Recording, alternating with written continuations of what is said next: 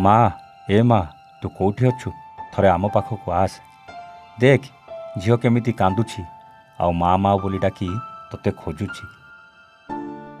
मु झील आखिरे लुह आउ देखि पारुनी तू आम पाखक चली आस तोते घरे आउ केही किछि कहिबेनी किए मारिबेनी तो पुओ तोते बापा आउ जेजेमाँ ठारू बंचेइब। तू आम पाखक फेरी आसिले अजा कहते आमको तांको घर को नहीं जिबे आउ बापा की जेजेमा तोते बाड़े फैन रे झुलई पारिबेनी। तू जानिछु माँ मु हाथ रे खाई पारुनी खाइला बेले सबु भात तले पड़ी जाउछि आउ झियो को भी मु धरी पारुनी मो हाथ काटुछि। तू आम पाखरे थिले मते खुआई देउथुलु हेले तू एबे मरीगला परे आम दुई जन को केही पचारु नांती। तू जानिछु माँ मो सांग माने कहउचंती तू कुआडे आकाश रे तारा हो जाइछु कौन सतरे तू आम पाखक फेरबुनी। माँ तो बिना आमे एते बड़ दुनिया रे केमिति बंचिबु बापा तो तोते मारिदेले काली सकाळु जेजेमा आमको मारिबो ताहले आमे का कानी तले लुचिबाकू जीवु।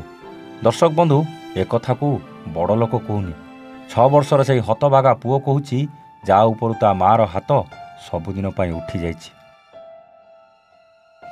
6 वर्षर पुओ ठीक से कथा कहि पारुनी किंतु से देखिछि ता माँ को मारी फैन ने बांधिबार। तेबे शुणी नियंतु 6 वर्षर पुओ जे ठीक से कथा कहि पारुनी से आज ता माँ सहित बीतेइथिबा से समय को केमिति कहूछि।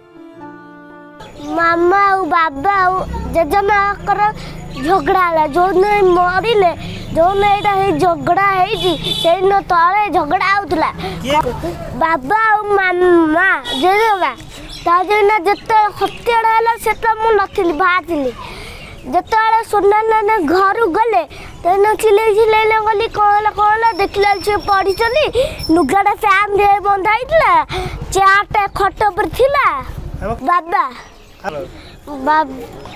बाबा और जेजेमा मो माँ को शुणिले तो आज्ञा कहला बेले देह शीतई जाउछि आउ कथारे कथारे कहूची मो माँ को न्याय दियो। मो माँ को बापा आउ जेजेमा मिसिकी मारी देइछंती कौन सतरे गोटे नारी केवल पुओ जन्म करने को विवाह करिथाए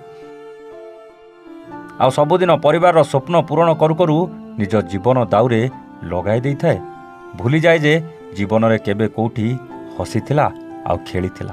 तथापि गोटे नारी विवाह परे ता शाशुघर लोकन कथारे चले किंतु एटी सुभद्रा झुंटी पड़िले से निज स्वामी और शाशु को आशा पूरण करि पारलेनी। स्वामी को दरकार थिला गोटे पुओ आउ पुओ जगारे सुभद्रांकर एक शिशु कन्या जन्म होइतिला।